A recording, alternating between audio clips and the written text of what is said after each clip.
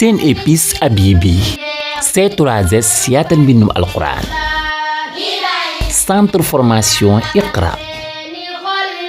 FKT Fallou Khouma Thiaré La Fraîche Nasrul Mouminina garab ak gàncax boutique Délices Darou Alim Tissu Touba librairie papeterie Gaynde Fatma groupe Sencom service SST multiservice ñoo leen di may kooru Baye Cheikh tey mooy juróom ñaareelu fan tàngoor wi xaw na ma yóbbu faan tey mooy juróom ñaareelu fan tàngoor wi xaw na ma yóbbu faan tey température yëpp a yéeg bëccëg gi gudd ne saaru laan biddiwu njolloor yaa ngi gis Baye Cheikh di saf R4 bu paan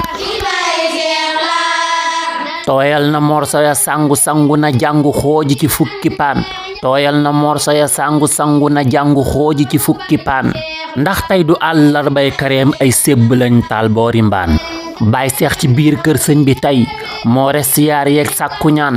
Baye Cheikh ci biir kër sëñ bi tey moo res siyaar yeeg sàkku ñaan mooy bëkk néeg bi ci jubbu yi sew gàttu tuuti ni liiru jaan angaase am fit ëpp nit jeex jàmmu metti ni njàmbutaan amagul ci kër gi benn fan def caabi yëpp ci genn caan mooy ubbi di jàllale mooy selfie moo fay textaxaan mooy coowta mooy wax noppi leen mooy yëddu mbóot yi di wax waxaan des ministre lay dugal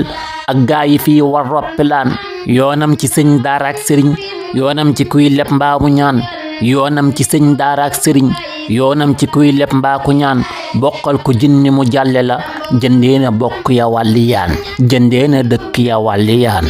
nii daal la dëkke ba jant so dog jot mu soonuy lekk naan business ci buntub sëñ bi kon moo ëppi koom géñ bambulaan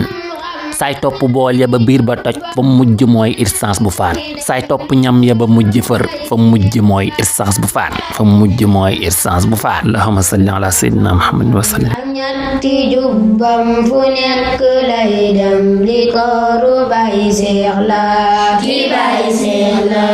ki Baye Cheikh la ki Baye Cheikh la seen épice Habibi C3S yaatal mbindum alquran centre formation Iqra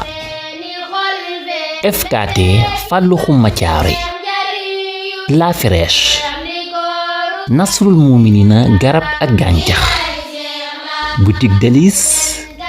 Darou Alim Tissu Touba librairie papeterie Gaynde Fatma groupe Sencom service SST multiservice ñoo leen doon may kooru Baye Cheikh